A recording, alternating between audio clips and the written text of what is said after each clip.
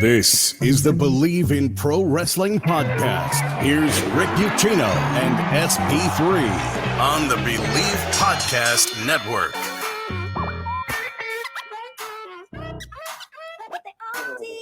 What is going on, everyone? Welcome into the Bleav in Pro Wrestling podcast. Rick Ucchino, SP3, but we are not alone. It is a pay-per-view week again, which means we have our special pay-per-view prediction show, which means we have a very special guest. Can we coexist with Maggie from Fightful Overbooked? Maggie, thank you so much for doing this. It's a pleasure to have you here today. Thank you for having me. This is going to be a really fun show. I'm not used to having shows while it's still light outside. This never happens. Like, it's basically 5 p.m. for me. It's 10 a.m. for you guys right now, so it's weird. Well, it's 10 a.m. for me. He's in the UK, so like we're all in different time Yeah, zones. We're all I always forget you're in the UK, SP3. I'm so sorry. Like, it's 3, right? It's 3 for you. Yeah. It's 3 p.m. for me. I've been on a longer excursion. I'm like one of those New Japan people that went to the UK before the pandemic and had to stay here for 2 years. Like, yeah, that's me. Did you know that most of Fightful think that Europe is in one time zone? Like, they think that Europe is one time zone and one time zone only. Like, it's leave it to Americans not to know how big Europe is. I mean, we are bass backwards from like the rest of the world and like everything. You're talking about how hot it is, and you're dropping Celsius on me, and I'm having to pull up Google going, okay, how hot is that really? I should be dropping metric system stuff on my ass. Anyway. Oh, no. Oh, welcome in, guys. Money in the Bank is this weekend. Only 6 matches on the card. I think a lot of this has been highlighted here, or is going to be highlighted by the Money in the Bank matches themselves. The field not exactly set. We still have one spot open in the men's Money in the Bank ladder match that I presume is going to be decided on SmackDown. That match had to be postponed to a later date. Well, we're kind of running out of time. Speaking of running out of time, I don't have my graphic up here. I wish I did. I'm very ill prepared today. You guys have until Sunday when Money in the Bank kicks off. Check out my pinned tweet at Rick Ucchino. If you're subscribed to the Bleav in Pro Wrestling podcast channel here on the YouTube channel, all you have to do is retweet that, and you're registered to win 2 tickets to SummerSlam. We will select our winners as soon as Money in the Bank kicks off this Saturday night. As soon as it kicks off, we will be good to go, and we will select our winners. So you need to be subscribed to the YouTube channel, retweet my pin tweet. You're good to go, and we'll make our announcement when Money in the Bank kicks off. Before we dive into everything here, got to thank our friends over at Bet Online. They are the continued #1 source for all your betting needs and sports information. Get all the latest odds, news, and developments, including on this year's Wimbledon Finals, Major League Baseball, fighting news, NFL futures. It's all there. Head on over to the website, use your mobile device, sign up today to receive your 50% welcome bonus on your first deposit. Just use our promo code BLEAV to get that bonus. That is BLEAV. Get into the action. Bet online where the game starts. And we will start here today just kind of talking about the pay-per-view as a whole. Because, guys, this was since last year when WWE was in Vegas, was billed as a huge event. They wanted to make this a bigger, more marquee event. And then all of a sudden we're like a month or so out, and they pull it out of Allegiant Stadium, move it to a smaller venue. And honestly, SP3, I think this card kind of reflects how they feel about pulling it out of Allegiant Stadium.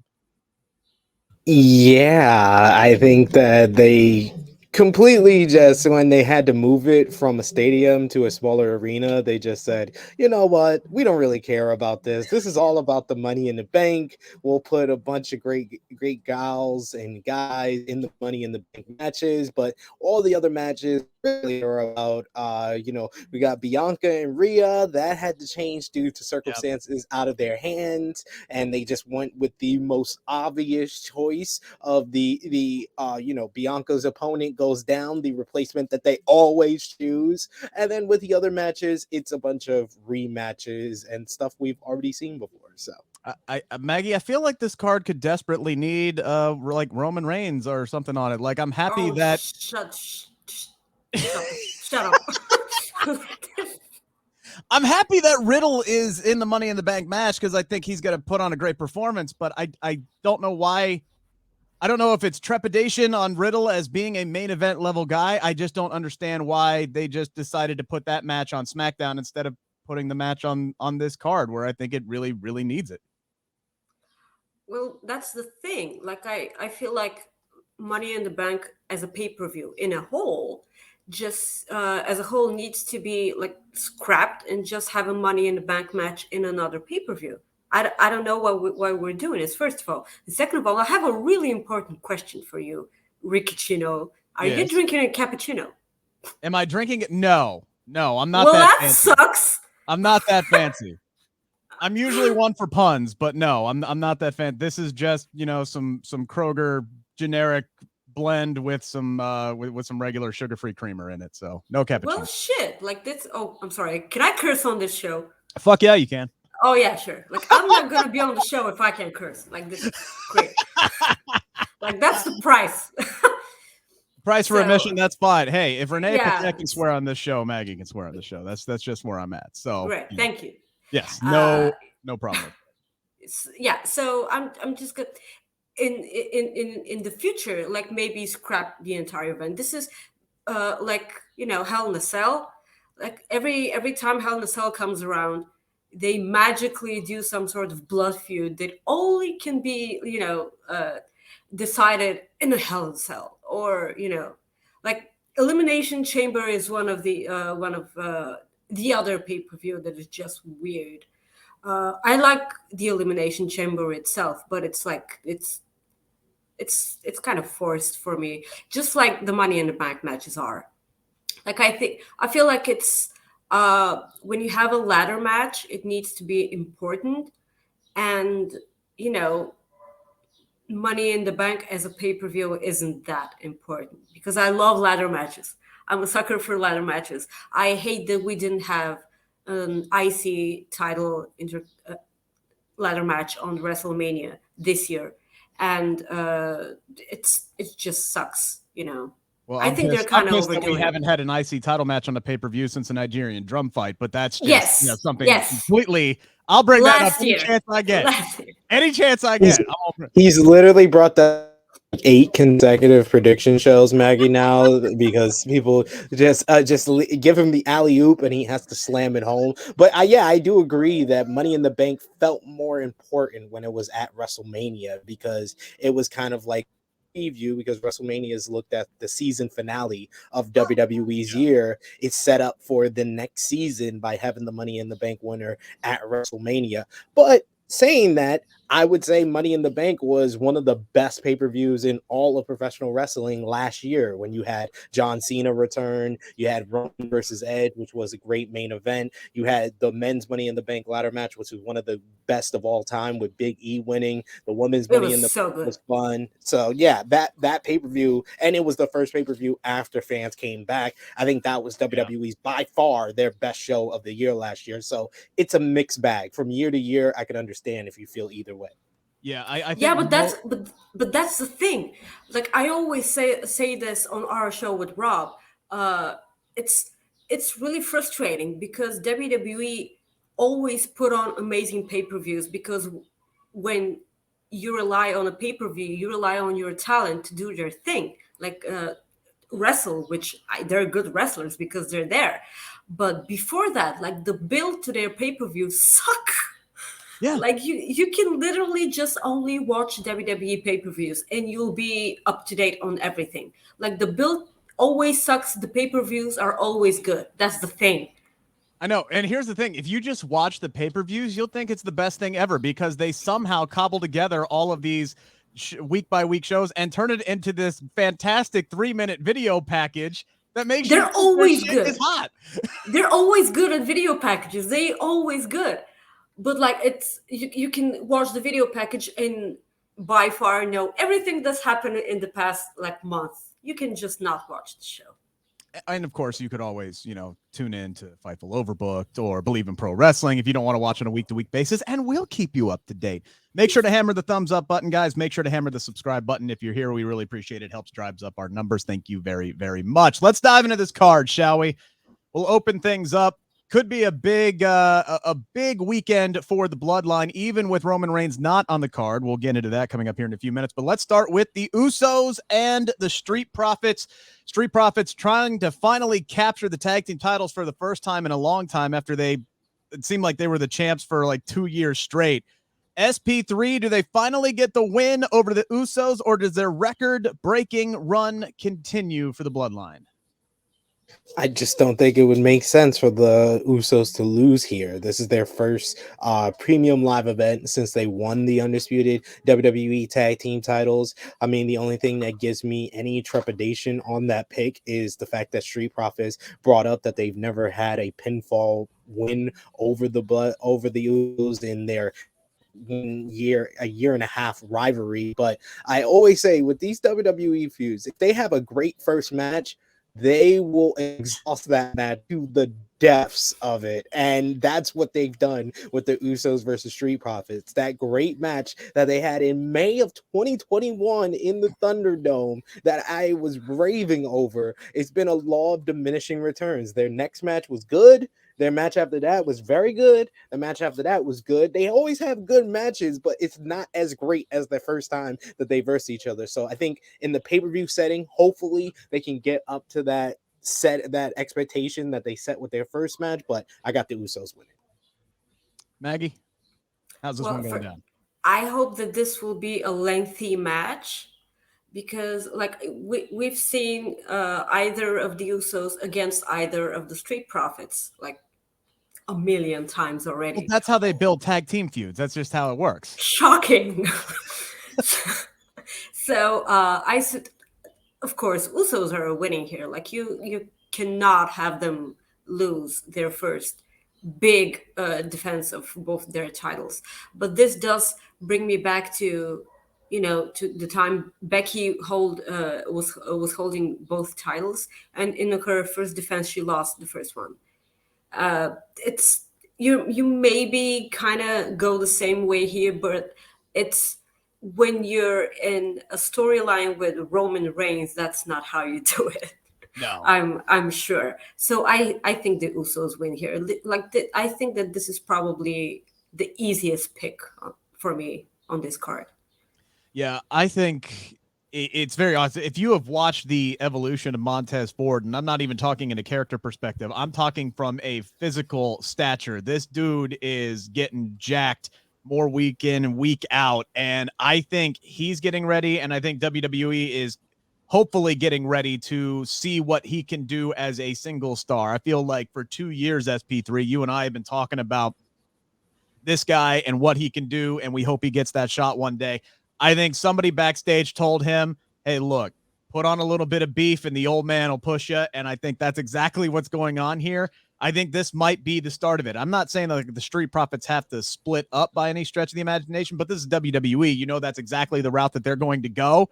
In which case I feel a whole lot better for Montez Ford's future than I do Angelo Dawkins. Not to say that Dawkins isn't talented on his own, but damn, man, Ford seems to be the edge of this group, and Dawkins seems to be the Christian. So we'll see how they go off on their own separate ways, and I hope that Dawkins gets an equal opportunity here. Fellow Cincinnati guy, went to the same high school. I'll always root for Angelo Dawkins, but this is going to be the Usos winning, and then it's all going to be about what happens next for the Street Profits after that. Because again, the Usos, they got the bloodline Kevlar, right? Like they're bulletproof. They ain't losing any damn time soon. If Reigns ain't losing, the Usos ain't losing anytime soon.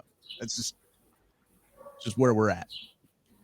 SmackDown Women's Championship is on the line. The first of 3 women's matches on the card, which is always great to see. It is Ronda Rousey against Natalya, SP3, and these two have been just flat out ruthless when it comes to the promo exchanges, the Twitter exchanges. They don't care. Here's the line. We're going 9 yards past it, and we'll talk about, chests hanging out and, babies and all sorts of stuff. Just they don't care. Plastic surgery and Botox, they're throwing it all out there. But I mean, this is Ronda winning, right? I mean, there's no chance in hell. Yeah, this is mine. And Maggie said the tag titles this is mine. Yeah, I'm sorry. Yeah, no, I changed my mind. I totally forgot this match ever existed. because my imagination, I'm sorry, my subconscious is trying to make me forget that Ronda Rousey is a champion. Like, like this is the reason why I forgot about this. And this is why SP3 and Maggie can't coexist. Ronda is putting out genius segments because he was the one that was behind the segment with Natty coming out as Ronda and those ether lines that she said that Natalya has only been presented as a star when she dressed as Ronda Rousey. That was some truth in that. So yeah, I think this match is going to be better than the buildup that we've seen on TV. I wish they would have leaned more into what they were doing on social media with their back and forths, with Natalya ripping Ronda apart. The whole video that they put on WWE social media with Ronda talking to Shayna Baszler. If they would have used Shayna Baszler more on television, because she's best friends with Ronda, tag team partners with Natalya, I think this story would have stood out more, and Maggie would have remembered when we're talking about this show. But I got Ronda winning convincingly. Yeah, okay. Like, I have Ronda winning as well. And just let me explain. Like, I'm just gonna set my feet up. Did anybody got some popcorn over here? I'm not saying Ronda's not good. Ronda's good in the ring. Like, I'm not about all that, all that Ronda Rousey slander on Twitter. She's good in the ring. Like, she gets eyes on the product, and I suppose like this is the most important thing, But like, when Ronda Rousey is on your roster, you just forget that anyone else exists. And this is the thing that pisses me off. Like, it's like they're literally been there for years, busting their asses, like trying to make women's wrestling matter.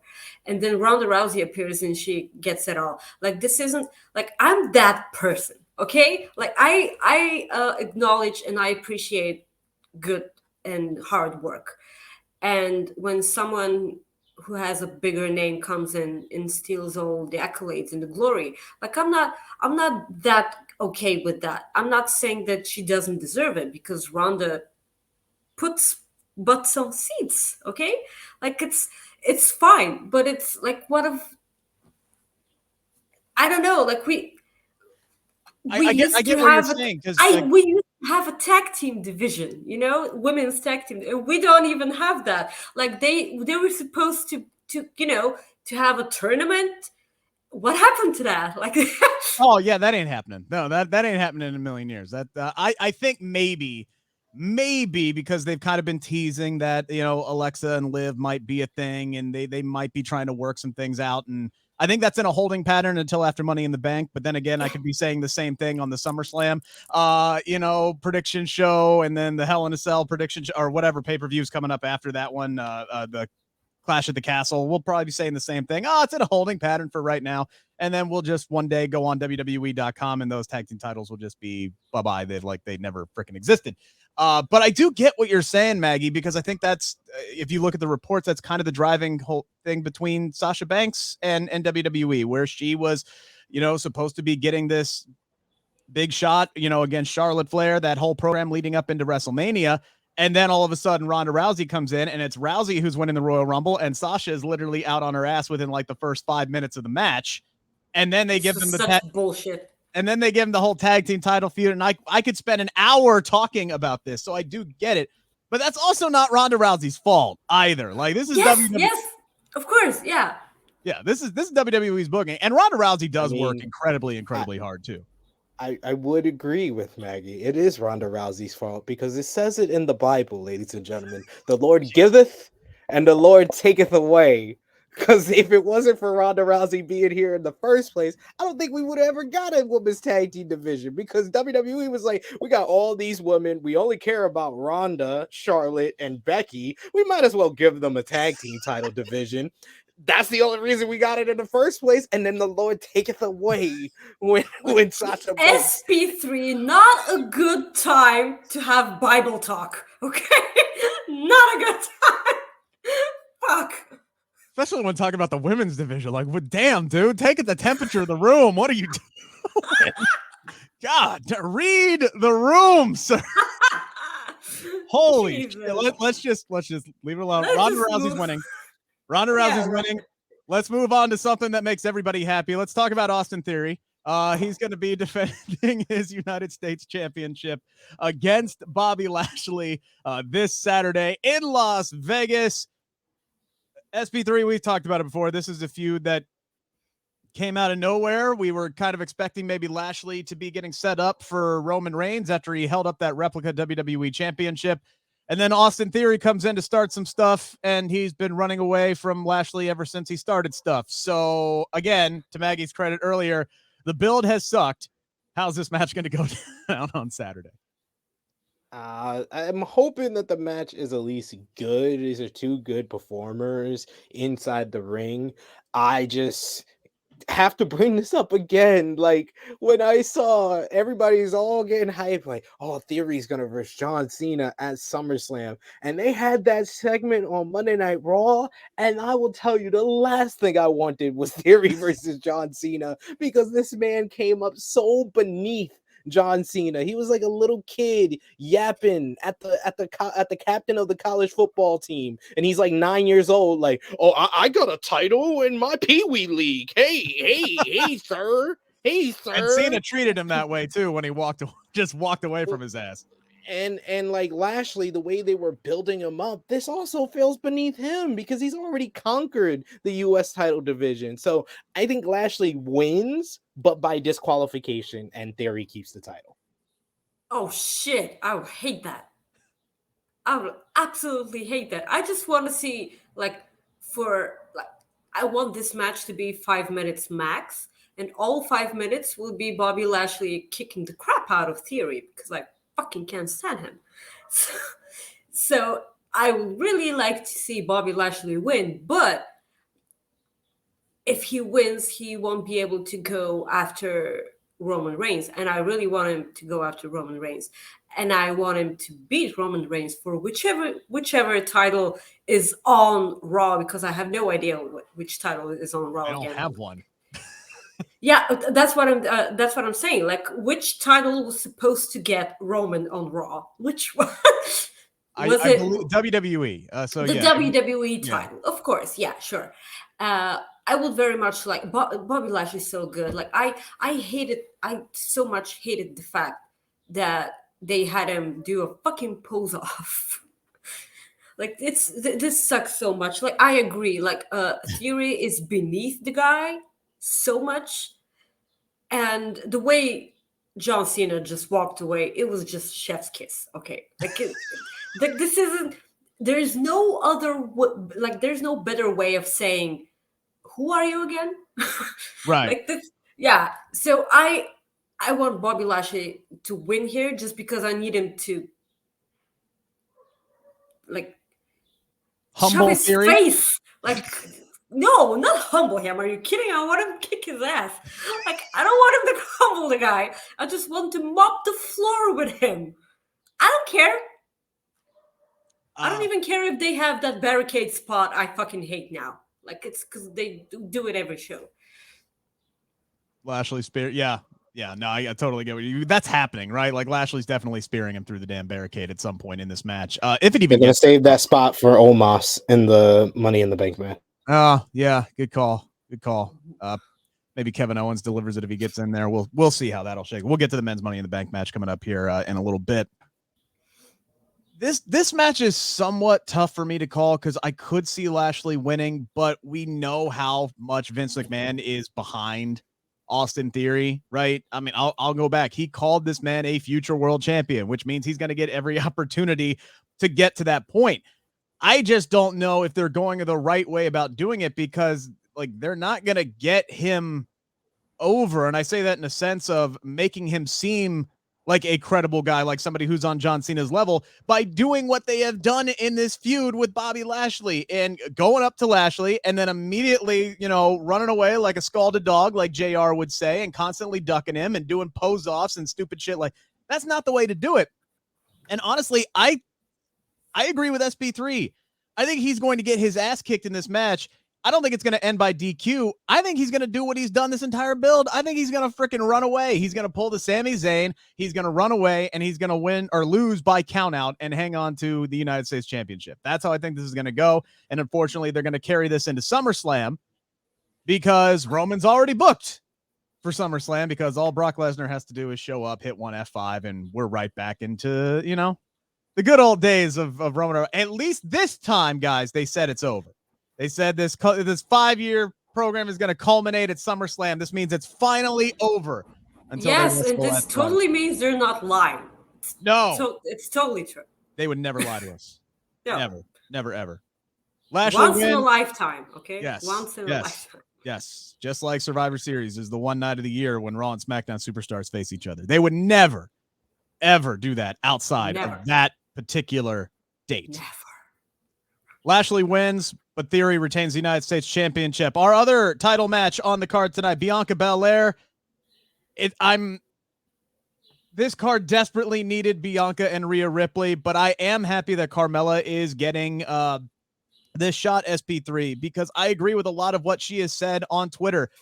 Whatever WWE gives her, she makes it work, and I don't think she gets near the amount of respect that she does as a performer, both in the ring and on the microphone. It's great that she's getting this opportunity. If she gets the opportunity, we didn't really talk about whether or not there might be a couple of surprises here or there. If Carmella gets replaced again, might history repeat itself in certain situations? How do you see this one going down? Let's just assume here it is going to be Bianca versus Carmella. So on television, pay-per-view, and untelevised events, Bianca Belair is 8-0 against Carmella. 8-0 in 8 matches. Ninth match, she'll go 9-0. If Ronda Rousey beating Natalya isn't the most obvious pick here, Bianca Belair beating Carmella is. Yeah, I mean, Maggie, it's this one's pretty cut and dry if these two fight each other. I don't know why we're even talking about this match. I'm gonna need for Bianca Belair to retire after beating everyone on the card, like everyone on that roster. Just retire after 50 years, like say, too old for this shit, and just like pass it on, like pass the title to, I don't know, The Rock's daughter or whatever. You just like pass it on and just there you go, like, sweetie, I love you, bye, and just like beat everyone. Like, I'm gonna need her to first of all beat all the horsewomen, all of them. She's one shy. Yeah, she's one shy. Next WrestleMania, probably, like, fingers crossed. Yeah, but she's totally winning, and I agree about Carmella. Like, I still remember that when they did the brand split, she was the last person to be picked for SmackDown, and she has a chip on her shoulder about that. She's still, like, I still remember that. And not only that, but when NXT invaded SmackDown after that pay-per-view they had in Saudi Arabia, I remember Bianca Belair just out of nowhere, she just lifted Carmella and shoved her behind something in the back. In the back, like this is imprinted in my mind because she already, like, almost did it with her pinkies. It was nothing for her, and I just have that imprinted in my mind, and we'll surely gonna see it again, like gorilla press the crap out of her and just throw her somewhere. Yeah, I would love for Carmella to get at the very least, a good showing here. I'm sure she will. I'm hopeful, but I think in the end, yeah, it's pretty obvious that Bianca is going to come out on top. Now, of course, all of this, I hate to jump around on timelines and things like this, but all of this could depend on how the card is laid out. Because, of course, if we get the women's Money in the Bank ladder match, say, to kick off the show on Monday, or Saturday, excuse me. I don't know why I'm getting my days wrong. It's weird. Everything's screwed up for me this week. But on Saturday, when the actual event is going down, if this is the match that kicks off the show, then both of those very, very predictable title matches, SP3, now all of a sudden you've got some intrigue there. If somebody walks away with the briefcase, because we know they don't like to have the women hang on to that thing at all. You have both ends of the spectrum. You have Carmella, who has held the briefcase longer than anybody, male or female, and then I don't think anybody since has held it longer than 48 hours. Yeah, imagine the audacity to have a storyline with women. The audacity to have a storyline where a woman holds on to the briefcase and tease cashes. How dare they? I told you, How dare they? we're gonna have a 35-minute show with me on this. You're not. How dare they? How No, but dare he said 48 hours. No winner since Carmella has held it for 24 hours. Yeah, good point. 24 hours. You had Bliss in 2018 who cashed it in an hour after winning it. You had Bailey in 2019 who cashed it in an hour after winning it. You had Asuka in 2020 who the very next day won it as a parting gift at a baby shower for Becky Lynch. You had 2021 for Nikki ASH who won it the very next day. Like they don't have these women hold it for more than 24 hours anymore. That's all I want. That's all I want in the world. I do think that this match is going to kick off the show. Hopefully we don't get a cash in on this show, honestly. But I've said it once. I'll say it again. It is July 2nd. The pay-per-view will be on. It is 4th of July weekend. It is America's holiday, and you're going to give it to a former Marine, Lacey Evans, Miss Money in the Bank. Oh, crap. Love how everyone has the same reaction to me saying that, because it's like oh crap, he might be right. don't say oh crap, because at some point this week, because it keeps getting pushed back because the flight delays here in the United States are insane. I will be talking to Lacey Evans at some point ahead of Money in the Bank, and that interview will be dropping here on the Bleav in Pro Wrestling podcast YouTube channel. So make sure to check that out. And yeah, I agree with SP3. She is definitely a prime candidate. I wrote all of this out for cage side seats. I picked which superstars are contenders, pretenders, as SP3 and I did on this channel as well, for the women and the men. And yes, she absolutely 100% is a contender for me. And I go base off of her booking, or what was supposed to be her booking before her pregnancy in 2021. She was supposed to beat Asuka for the Raw Women's Championship. She was supposed to defend that Women's Championship at WrestleMania against Charlotte. Obviously, they had big plans for her then. I think there's a chance they have big plans for her now. But Maggie, who are you going with in this one? I don't think I'm comfortable with a former Marine carrying around a briefcase. Like it's... Well, we've already established she's not going to have it long. Oh crap! No, like stop it with He's this. He's gonna cash in on Bianca and move back over to Raw. Are you saying that Lacey Evans is going to pin Bianca Belair? Yes, she started out on SmackDown. They might as Raw, well, you know what? Might as SmackDown. well do it on SummerSlam, just because Bianca Belair hates SummerSlam because Becky. Don't steal my thunder. Hang on, don't steal my thunder. Hang on, keep going. So I kind of want to either Liv Morgan or Alexa Bliss win the Money in the Bank. I say rather. I'm not saying that they will, but Lacey Evans winning is, I kind of feel like, the most logical thing here. But I'm still gonna go because I kind of feel like Becky and Asuka are gonna eliminate themselves out of this match, because they're like that blood feud they have going on will like overshadow their chances of winning. And then you have Raquel, and I'll be happy if she wins, actually, because no one's talking about her right now, which is weird. And she was amazing in NXT, and I miss her in NXT, and being a force, instead of someone who's smiling all the time because she's a woman and she needs to be smiling, And I don't know. I feel like they're gonna go with Liv here, but it would just mean that if Liv wins, they're not gonna go ahead and pull the trigger on Alexa Bliss and Liv as a tag team, because it will have some friction. It's right, because they beat each other. But I'm still gonna go with Liv. It's her time. Like, it's been her time for a while now. There was no way she could win that championship from Becky, because it's Becky. She can't win that championship against Ronda because it's Ronda, But now, like, when you have the Money in the Bank briefcase, it's it's a different kind of match. Like she can win it like in another way. Just like Nikki ASH was a champion. Like there was no way she could have beaten anyone. Like they don't have that faith in her. Like winning a match against winning that championship in via a money in the bank briefcase cash in is a different kind of win, you know. And it's like I don't agree with people saying that it's a heel way to win.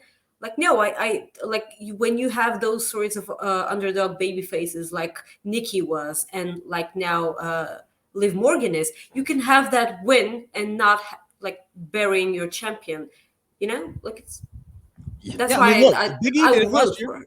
Big E What? did it last year. It's you know, it's not heel, it's smart. It's a smart way to go about it. Yeah, okay, I'm talking about the women because like basically they just Yeah. don't give a crap, you know. Right, yeah. Obviously. Yes. I would love for Liv Morgan to win this, and I will be rooting for Liv Morgan to win this, but here's where I'm at with Liv Morgan. I can't believe and I can't get my hopes up anymore. Like I just can't. Like WWE, whenever they have the chance to elevate her booking, they choose to go in the other direction. Let's never forget, she was the most over person in last year's Money in the Bank match, and they rewarded her by taking her off of television for 6 weeks. I just can't. I love Liv Morgan. Nobody works harder. I think she has improved leaps and bounds in the last 3 years. She's always adding new moves into her matches. She goes the extra mile. I want her to win so damn badly. But until it actually happens, I'm not going to believe that WWE is going to book her to win a big match. I just can't do it. I can't get my hopes up again. I think it's a little too early for Raquel. I think the part of the thing is the main roster audience is still trying to get invested in her, still trying to get to know her. The NXT audience knows her, but that NXT audience ain't very big. And she hasn't been able to kind of translate it, even though her booking has been good. She beat the shit out of Ronda Rousey a few weeks ago, and that did her a lot of favors. I think also you talk about Liv Morgan possibly winning. I think her win on Monday was kind of a red herring. I think that was to give her some momentum so people aren't talking about Alexa Bliss. And I think Alexa Bliss is a real contender in here. But I do think history is going to repeat itself in this Money in the Bank ladder match. And I will go back to 2018 when Becky Lynch was climbing the ladder. Crowd was living and dying with her every step, wanted her to win that match so damn badly. And then Alexa Bliss shows up, knocks her off the ladder, and she climbs the ladder and wins the briefcase and then cashes in that night. I think history will repeat itself, but I think it's going to be on the other foot. They already kind of teased that there. They brought it up about Alexa being the one that cost Becky the title or the briefcase in 2018. Alexa's music hit and Becky does this bitch. I am really, really hopeful that these two are going to be more of the focus moving forward than Becky and Asuka, because we've seen that enough. I would like to see them kind of dive back into that Becky and Alexa rivalry, because they were great back in 2016, 17, 18, but they are so much better now. And I want to see 2022 Alexa and Becky go at one another. So here's what I'm thinking. Alexa's the one who's climbing the ladder for the briefcase. Becky shoves her off this time. Becky, the heel, wins the Money in the Bank briefcase. And I'm really hoping the fact that Bianca and Rhea getting moved off of this pay-per-view kind of changes the plans for SummerSlam, because I know we had all of those reports that Becky and Bianca were already kind of penciled in for SummerSlam. I'm really hoping that turns into Becky and Rhea at SummerSlam, and then Becky will cash in her briefcase at SummerSlam, beating Bianca Belair again, because it's WWE, and we should be focusing on other women in the division, and it's going to be Becky and Charlotte probably coming out with the titles at SummerSlam again. Yeah, but you know what? Like I have a dream for this scenario. Like if actually remember the Money in the Bank where Ali was reaching for that briefcase, and Brock Lesnar came, who wasn't in the match at all, and just took the briefcase with him. I want this to happen, but with Bayley. I want Liv Morgan to be climbing the ladder. Bayley shows up, grabs the briefcase, and just goes home and just isn't on TV. And then just shows a picture of the briefcase in her refrigerator. Every episode. I think that might happen in the men's Money in the Bank, which we'll get into. But I hate to tell all y'all Becky Lynch fans that are saying she's going to win this. If she does win, she'll become the first woman to not successfully cash in Money in the Bank. Probably, because maybe. that's what I would makes like that sense better. for her story. I would like that better, but I also know WWE's tendencies to constantly put the 4 horsewomen over at every beck and turn. And I know that if we get, I could see a scenario again where it is Bianca going up against Rhea at SummerSlam, and then Becky and Alexa. Alexa wins that match. Becky continues her downward spiral, then she shows up and she beats Bianca Belair in another 26 seconds, because WWE loves to repeat shit. They love to just go back and put the belts. I think we're going to get Charlotte beating Ronda at SummerSlam. I think we're going to get Becky beating Bianca because it's WWE, and that's what they do. I agree with you. I know I'm a Becky Lynch homer, but I agree with you. Her not successfully cashing in would make more sense. I don't think Becky needs to be in the title picture for a really long time. I'm just telling you what I think is going to happen, not what necessarily what I want to happen. I will tell you exactly what I want to happen with this coming up here in a few minutes, and I do kind of hope that it is what will happen. But we have our men's Money in the Bank match. Riddle, Seth Rollins, Drew McIntyre, Omos, Sheamus, Sami Zayn, and I'm assuming Kevin Owens. I would assume it's going to be Kevin Owens over Ezekiel. Kevin Owens is badly needed in this match. He needs to get chucked off of something high and land on something hard in this match. He's desperately needed. SP3 thinks it's going to be Ezekiel. SP3, who's winning this match? I have to shout out our good friend Connor Casey of comicbook.com, who was on a preview for this show on True Hill Heat, and he said the scenario that's going to happen. Seth Rollins going to be on top of the ladder. He's about to reach for the Money in the Bank, and then we hear doom doom. Wrestling has more than one royal family. And with one arm, Cody Rhodes will push over the ladder, he'll climb up, pull down the briefcase, and then he's going to go away. And the next time we hear his music, it's going to be when Cody is going to win the WWE Championship. That's what's going to happen. I'm convinced of it now. Cody Rhodes is going to be the mystery person. Cody Rhodes will be Mr. Money in the Bank. I wouldn't hate it, honestly, which is very hypocritical of me because I shit all over that Brock Lesnar booking and how dumb they made Mustafa Ali look. Like, dude, you had 100 yards between you and Brock Lesnar. Just grab the damn briefcase and run for the hills. Don't just stare at him like, what am I gonna do? My God. How do I use my arms? Oh. I hated that booking so damn much. Stupid. It's so stupid. I'm so hypocritical here because, and maybe it's because I actually like Cody. I like that idea. I really do. There has to be a reason why they did that promo, and that promo at the end on Raw where he did the sit down interview out of nowhere. He did say, he was like, I'll be the first one there to congratulate Seth when he's on top of the ladder. He did say that. He did say that. Thought of that. Maggie, how you feeling about the men's Money in the Bank? Well, now I don't know. Like I was like 1,000% sure before we did this podcast that Seth Rollins was totally winning. First of all, I'm a huge Seth Rollins fan. I'm a huge fan of Seth. Like, first of all, him knocking on Roman Reigns' door with the Shield's music. And now he's laughing at John Cena with his theme. I'm sorry. If you don't like Seth Rollins, you are wrong. You're just a terrible person. You're just a terrible person. Like, Seth is such a sweetheart. Like, I totally, like, I want to forget about his Twitter outrage with Will Ospreay. Like, I want to forget about that. That was stupid. That was him not thinking like with his head. You know, it was a stupid exchange. I didn't need it to happen. But like everything, I'm sorry, Seth is a sweetheart. I'm sorry. He's a treasure. And the same goes for Kevin Owens as well. That man, I think that he's been in almost every Money in the Bank match to date because he takes ladder spots like a pro, as if he's doing that for a living.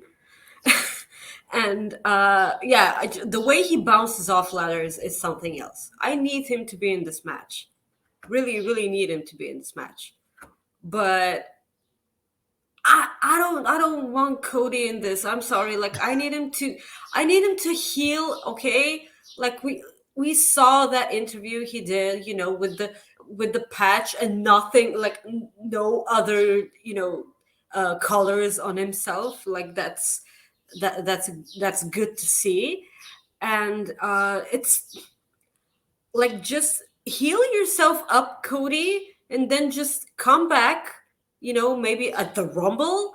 I want him to come back at the Rumble and just like win it.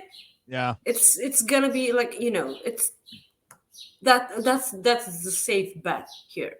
But I don't want him at Money in the Bank. It's just too damn soon. Like with all these injuries going around, like why come back before you're at 100%? Like I don't want that.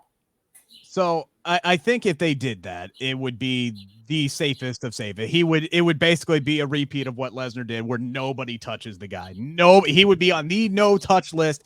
He'd have to find a way to take Rollins out somehow, probably shoving him off of a ladder. I would assume, which means Seth would have to pull the Mustafa Ali and do the what? What's going on? No, he was just gonna grab a microphone and start talking about his family, starts crying, and Seth Rollins will fall off the ladder from laughing. Like that's the safest bet here. And here's the thing, I'm doing the thought process in my head, and I'm going, yes, we've all thought about Cody coming back and winning the Royal Rumble, but here's the thing.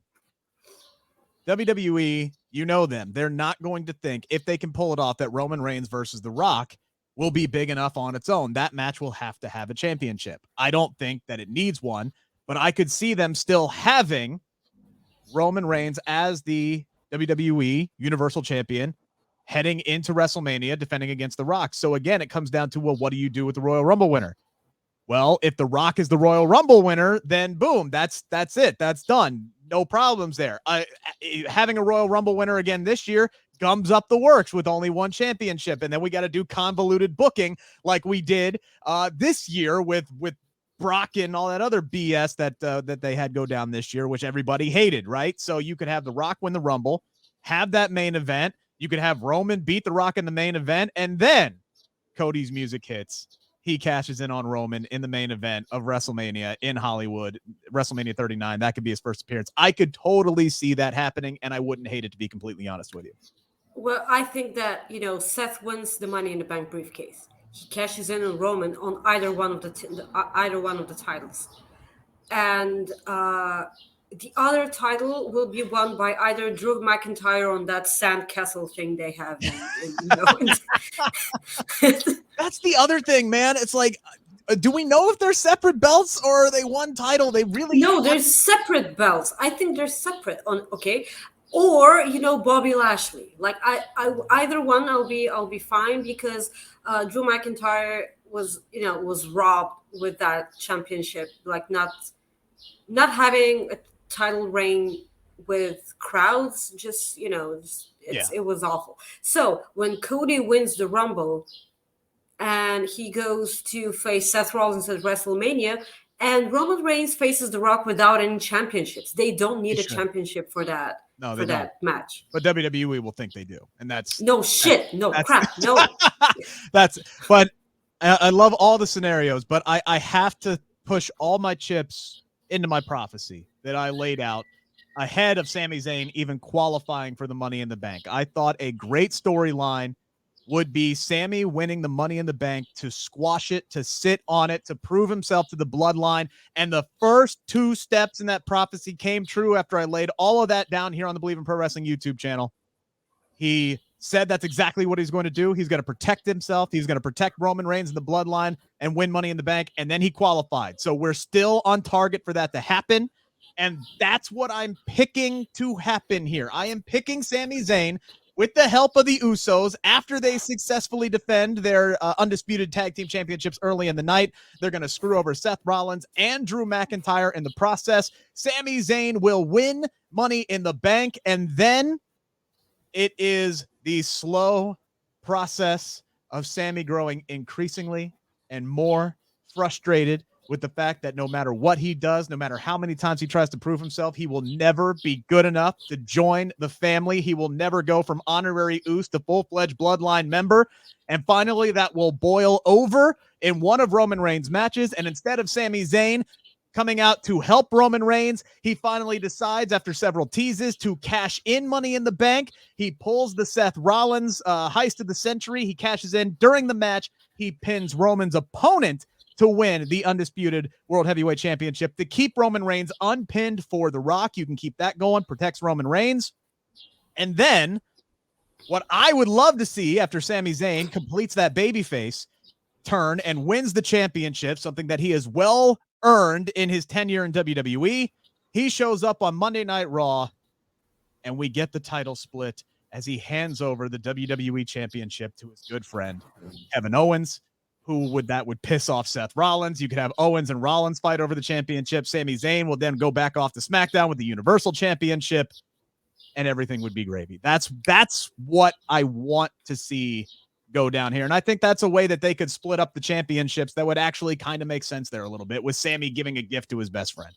Yeah, okay, that's a good storyline, which will 100% not happen. That's exactly what I was thinking, because he once again, I tried to help him last time. He once again found a way to ruin this whole storyline. You want them to hand over a title? Like, really? That's how we split up the titles? That's ruining what you had. You had a good storyline up until the way to split up the titles is to hand over the title. Because that worked out great when Eric Bischoff did it to Triple H back in 2002. We're still talking about it to this day, handing him the World Heavyweight title. That's not who's talking about it? You're the only one talking about it. No, I swear, I still hear people talking about that stupidness. Look, I think that would be the driving force to get Seth Rollins back and involved, because Seth Rollins throughout this entire process would be getting screwed over along the way, right? Sami, we've talked about that before. Whenever Rollins does face Roman Reigns, Sami screws him out of that, starts a Rollins-Sami Zayn feud, which Sami could get his ass whipped throughout the entirety of it. But again, it's getting Seth Rollins screwed over here, saying he could immediately show up and say, what the hell are we doing? Adam Pearce could book a match between Kevin Owens and Seth Rollins, and we could be on their way. I think they could use the audacity of Sami Zayn handing over a championship to Kevin Owens as a driving force to actually get a championship. How is that a babyface move? That's not a babyface move. He's giving it to his best friend. Said Sami Zayn's supposed to turn babyface and then hand over a title, because that's what babyfaces do. Yes, they're dumb. Yeah, they're stupid. What? Dumb. That is completely dumb. They do dumb things. But I can't wait about how for all of Ali just stood there like a jackass for 10 seconds and let Brock Lesnar walk down to the ring. I can't wait for all of us to be wrong and Drew McIntyre to win, to cash it in at Clash at the Castle, or Clash at the Sandcastle, as Maggie coined it.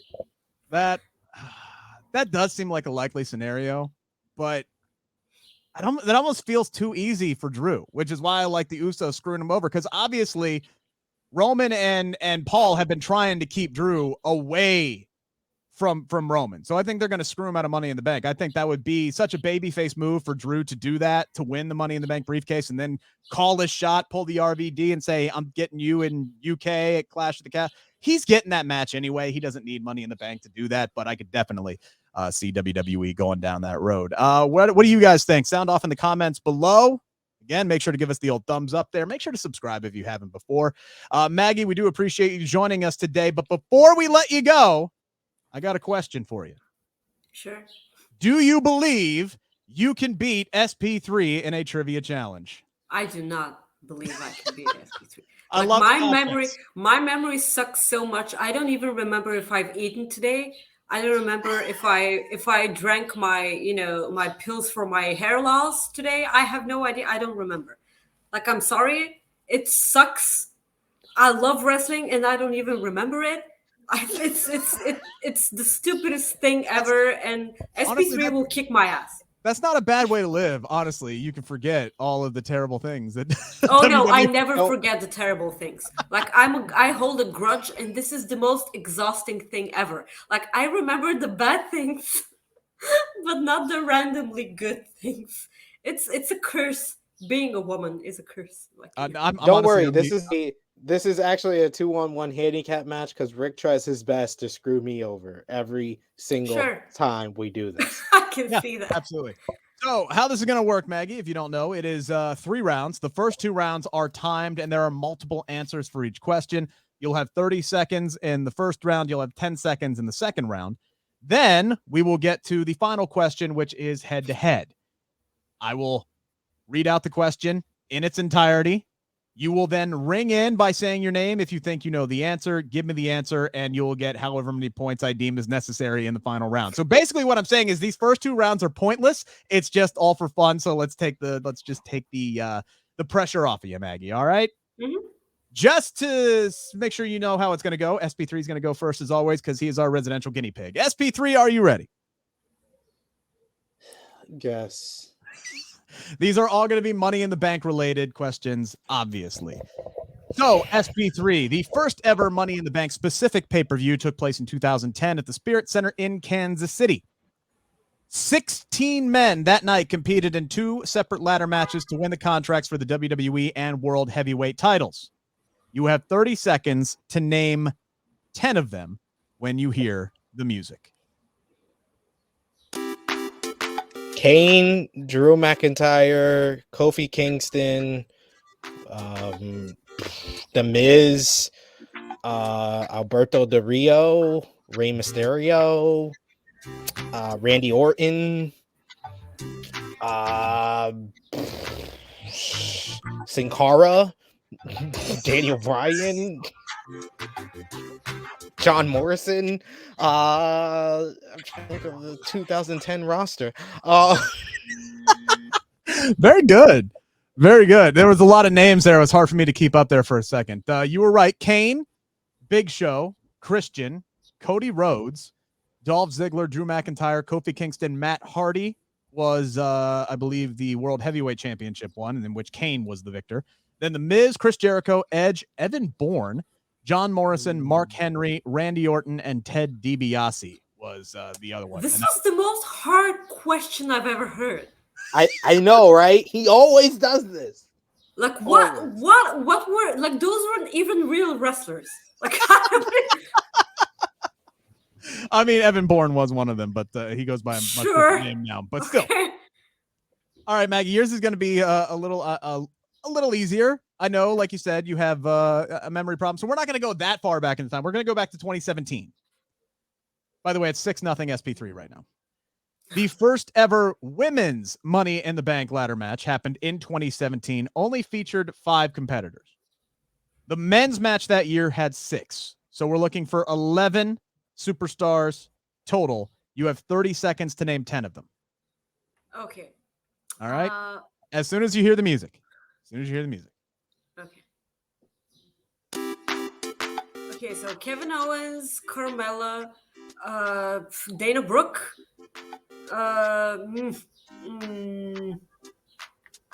Becky, Bailey, Seth Rollins. No, Jesus Christ, I suck at this. It's oh my god. I don't know. Like I don't remember. I forget all the wrestlers. You know, I forget all of them. Like I know, like oh Jesus. Like I know, like how the frustration built up. This is embarrassing. I forgot who were the participants in this year's Money in the Bank. Oh, like Jesus. You're asking so much from me right now. God. Like was Asuka in that match? I don't remember if Asuka was in that.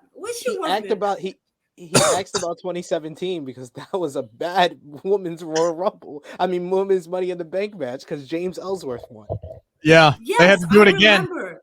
Like no, this is how I actually remember that Carmella won that match. Yeah. Who were the participants in this match? Tell me. Carmella, Becky Lynch, the 2 you got.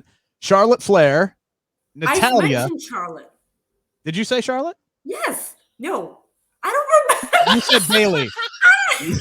you said Bailey. I was waiting for you to say Charlotte afterwards, but you said Bailey. Yeah, Natalya and Tamina were the 5 competitors. Who the hell is Tamina? Like, Is that even a wrestler?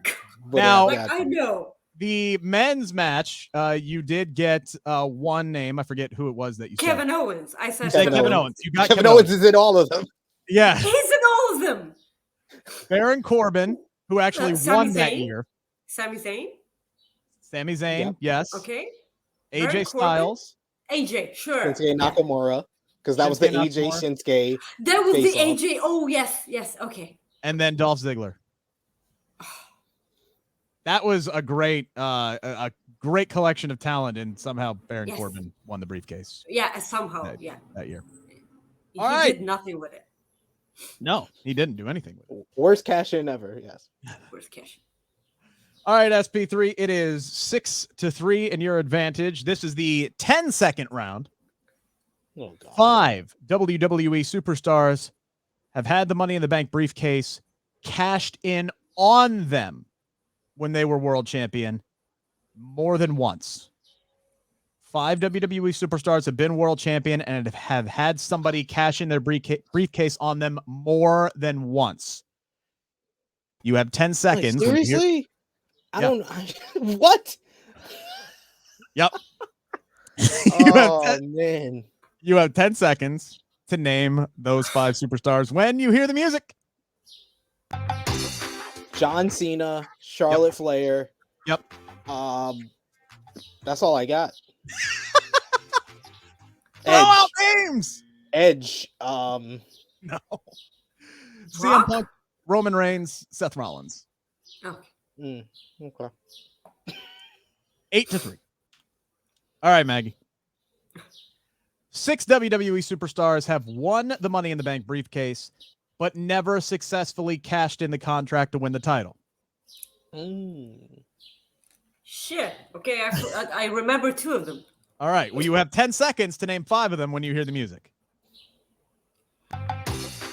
Okay, so Damien Sandow. Yep. Baron Corbin. Yep. And you got the 2. You got the 2. John Cena. Yep. John Cena Mr. Kennedy successfully. Yeah, nope. Mr. Kennedy. Well, Mr. Kennedy didn't cash it in. That's correct. Well, I didn't. But he never successfully cashed it in. That was the question. So Mr. Kennedy is yeah. Oh, okay. Yeah, not that they cashed it in. They just never successfully cashed it in. Braun Strowman. No, Braun Strowman. Yep. And then Otis. Yeah, it's Otis. Yeah. Yeah, but Otis lost it to the Miz. Yeah, Baron Corbin. Does it count? But he never cashed it in. Yeah. So okay. Yeah. Well, I knew that one, but I didn't think it would count.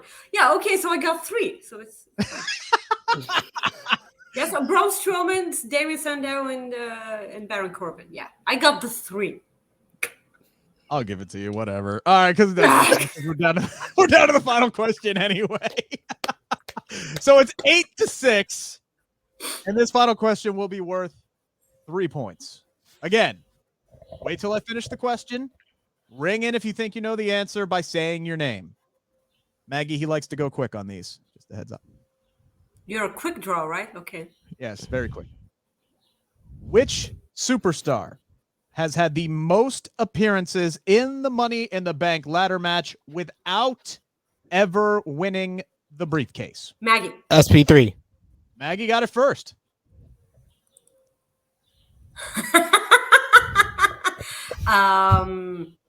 Miz. That is incorrect. The Miz did. He won it. He won the briefcase, cashed it in on John Cena. He won it. Jesus, no. I would have gone with Natalya, but that's all right. Damn, I have two names in my head. I don't know which one to go with though. I'm gonna say Kofi Kingston. Holy shit! You did it. He really has. Son of a bitch! I hate your ass. You're right. Oh my god, I totally forgot about Kofi. Kofi Kingston has competed in 7 Money in the Bank ladder matches and has never won the Money in the Bank ladder match. He has the most appearances with Dolph Ziggler. Dolph Ziggler, of course, won the briefcase and successfully cashed it in on Alberto Del Rio. Maggie, we don't give a shit about SP3 because he's on the show all the time anyway. So you're going to get the winner circle. Plug everything you got going on. Guys, you can follow me on Twitter at Maggie_IK. You can follow me on Instagram at Maggie.IK. And you can catch me every Friday night. It's night for me. Like for you guys, it's afternoon at 3 p.m. Eastern on Fightful Overbooked for Coexisting with Rob and Maggie. We have a really really fun show every week. Like Rob gets a lot of technical difficulties. I don't know the meaning of half of the words he uses. That's so weird. Like it's fun every time. And usually before every pay-per-view, Rob likes to host these pre-shows on Fightful Select, so you can catch us on up there. And this week, right after Coexisting on Fightful Overbooked, we're gonna hop on over to Fightful Select for Coexisting After Dark. SP3, are you joining us this week? Yes, I am. Sure. I was gonna say that. Sure. Like we'll be joined by your very own SP3 for like as much time as you have. We're gonna take all of it. So we usually like talk a lot with our guests, and it's so fun because I really want to spend time with so many great people, but it usually ends at 1:30 a.m. for me, and I have to get up for work like after that. So if you have a little time, SP3, it's for my own good, because I have to actually go to bed. It's imminent. SP3, you got your show going on this weekend, yeah? Yes, check out True Hill Heat YouTube channel, True Hill Heat 182. Yes, 182 is this Saturday, 11:05 a.m. Eastern Time. We got special guest Ella J of SE Scoops. She's going to be joining the show. We're going to be talking about Forbidden Door, previewing Money in the Bank, talking about the week in wrestling. So check it out. Again, guys, make sure to give us a thumbs up here on Bleav in Pro Wrestling. Make sure to hit that subscribe button as well. And at some point, assuming she doesn't have more flight cancellations, I'll be talking with Lacey Evans. That interview will hopefully drop sometime before Money in the Bank shows up. That would be great. You can check out my work on Cage Side Seats as well. Again, I laid out contenders, pretenders, all of that up there on Cage Side Seats today, so make sure to do that as well. Follow them on Twitter. Follow me on Twitter. Follow everybody on Twitter. Why not? Spread the Twitter love. Maggie, thank you so much for joining us today. This has been a pleasure. We'll have you on again. Me. It was fun. I'm sorry my memory sucks, but congratulations to That's fine. You know what? When people get frustrated with the questions, it just makes the trivia challenge that much more entertaining, I think, at least for me. That was the best reaction to frustration. That's the best reaction. This is how I know we need Maggie back. I could never be on Quizzlemania. Like now I know. Because it's so easy when you're sitting on your couch, it's so easy. Sure. And then you're put on the spot and like, what was my name? What was Who am I? Where am I? Who wrote this podcast? Anyway, yeah. All right.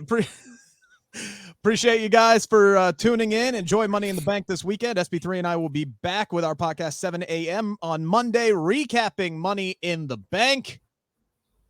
Enjoy your weekend. Enjoy wrestling. Enjoy everything. Try to go out there, touch some grass, do whatever you got to do to get through this thing we call life. This has been the Bleav in Pro Wrestling podcast, brought to you by Bet Online.